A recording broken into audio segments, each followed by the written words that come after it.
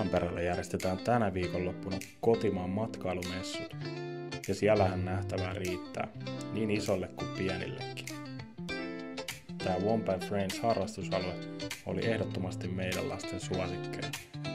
Toki myös sit ihailtiin matkailuvaunuja, kuten tää 70-luvun helmi.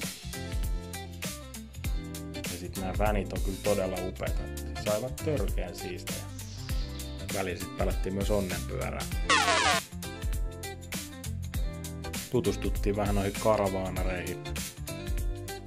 Reetta heitteli ylävitosia herra Hakkaraisen kanssa. Mut meidän pojat kyllä jatko messuja ihan täysin urheilu edellä. Atlaskiviä, kahvakuulaa ja Stiikan pöytälätkä. Modo!